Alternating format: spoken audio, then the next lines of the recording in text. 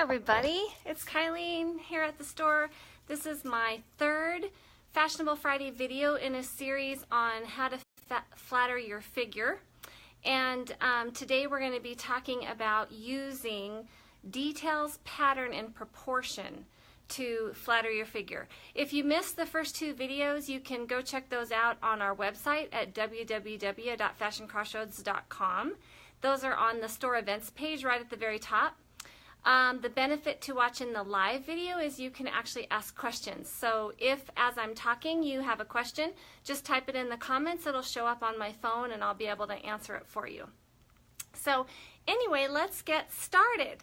So figure flattery with detail. If you remember last time, I talked to you guys about how important it is to consider color placement on your body, because wherever you have a line of contrast, you're going to draw attention. The eye is going to go to that portion of the body. Well, that's the same concept with details in your clothing. So what we're talking about by detail are embroidery, ruffles, lace, anything that is a separate kind of detail in the fabric that's going to draw the eye. So let me give you some examples of that. So in this little top, for example, which by the way would be a great Christmas top because it's a beautiful kind of hunter green. I don't know if you can see that. But do you see this detail along the top here? This embroidery, which is very bohemian, and also this beautiful bell sleeve with embroidery. Those are details, and those are the kinds of things that I'm talking about that are going to draw the eye. So in this top, because we have a solid top with the detail around the neck and detail at the sleeve, where the eye is going to be drawn is at the neck, which is going to draw detail to your face, and that's what you want. So this is a really great use of detail. It's also going to draw the eye to your arm, which for most of us, that's a really good thing to have detail drawn to, so no big deal with that. But where you want to be careful is if you had detail, say, along the hemline of the shirt, and you're widest in the hip area, then that's not a good choice of detail placement. And those are the kinds of things that you need to be thinking about when you're buying clothing. Let me give you another example. So this little top, another great Christmas top, by the way, this little top has a keyhole opening right here. So that's what you're gonna see is your skin through that keyhole opening, and so you have an area of contrast. You have your skin, which is much lighter, and then the beautiful jade color of the top. So naturally, that's gonna be a place that's gonna draw attention. And again, that's good placement because it's gonna draw attention to your face, which is what you want. And then again, you have this kind of bell sleeve flourish, which is gonna draw attention to your arm, which is good. Nothing around the hem or the bottom of the blouse, again, because that's typically a wider place that we don't want to draw attention to. So those two are really good examples of using detail to draw the eye where you want it and have it be placed in your most flattering part of your body. Here's another example. This is an outfit by Simply. And Simply is designed by women, and they make really great choices in their design. So if you can see that, this top has a crisscross top, and then the skirt has a crisscross detail on the bottom too. Oh, it's on this side. Can you see that little crisscross detail? So what's going to happen with that is that little detail down there is going to draw the eye to the leg, and this detail at the top is going to draw the eye again up to the face. So you're not looking at your middle, which is generally the place where women carry most of their weight. You're looking at your legs, which usually are a nice feature to see, and then your neck and your face.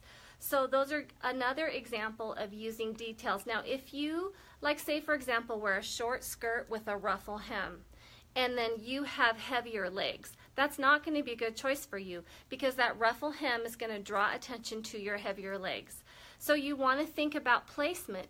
Where is that hem hitting you? Is it hitting you in a I guess a flattering place? If you're heavy calved, you don't want to have something that's hitting you right at your calf. You want to have something that's shorter or longer. So that you're not drawing your attention right to your calves, as an example. So anyway, that's how we use detail and placement to make good choices with with our clothing. All right, so the next thing that's really important, and people get really confused about this one, is pattern. How to use pattern and what patterns to choose. And I mean, I hear every day, oh, I can't wear horizontal stripes. Well, that's not true. And clothing manufacturers do horizontal stripes all the time. So if the rule is never to wear horizontal stripes, why do clothing manufacturers keep using horizontal stripes? So let's talk a little bit about pattern. First of all, there's a couple things you want to know. Tonal patterns, which are patterns that don't have a lot of contrast in them. So this is an example of a tonal pattern. It's mostly browns. Here is another example of a tonal pattern. This one has more contrast in it.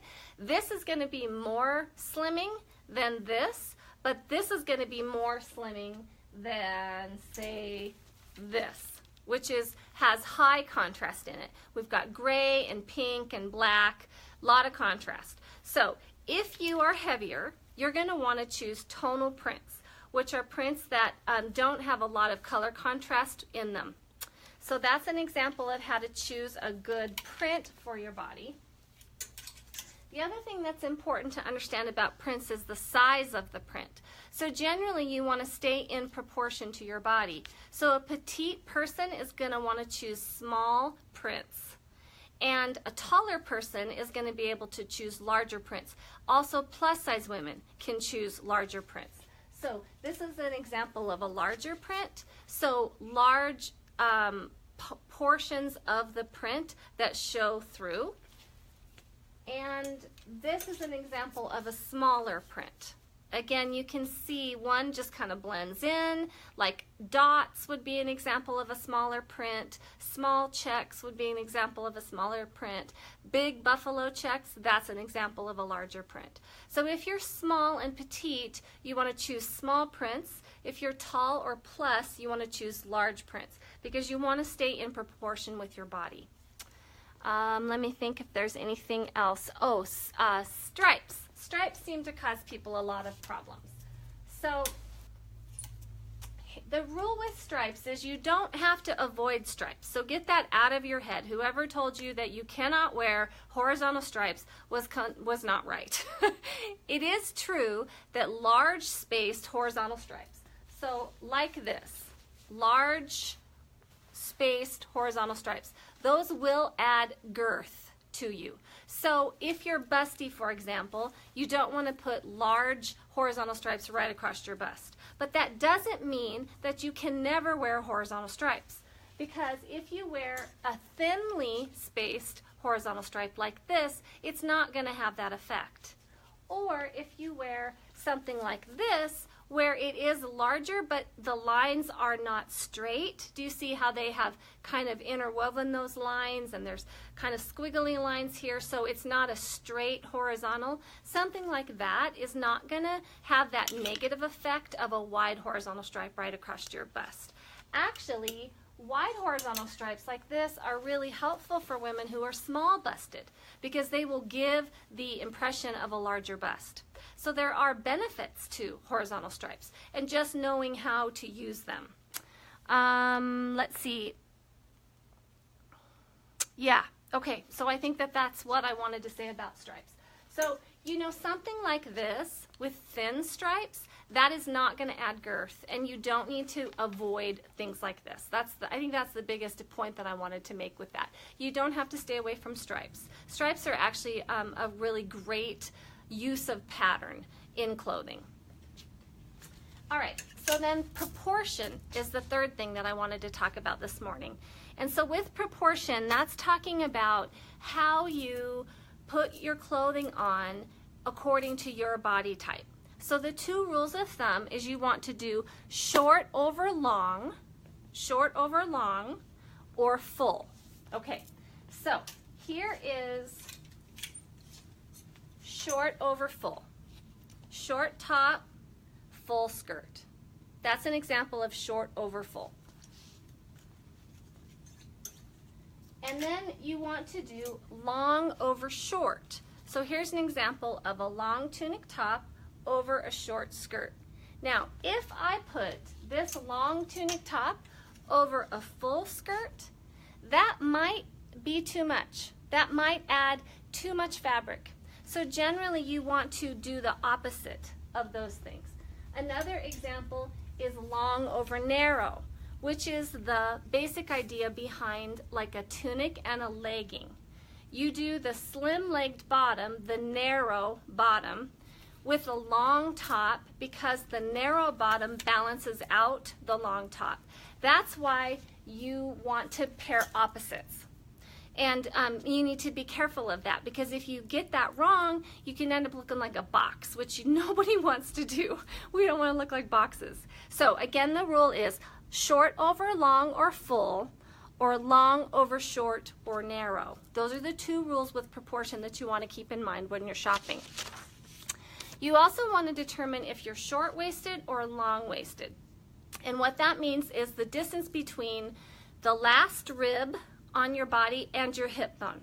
Okay, so what you want to do is get out a tape measure, find on your side where your very last rib is, and measure from that place to the top of your hip bone. And then if it is just a few inches, you're short-waisted. If it's 4 inches or more, you're long-waisted. That's really important to understand. We're going to talk next time about how to dress your body if you're long-waisted or short-waisted. So your homework for next week is to figure out which are you. Are you short-waisted or long-waisted? Or are you just really nicely proportioned? So couple inches, short-waisted. 4 inches or more, long-waisted. 3 inches, probably pretty great.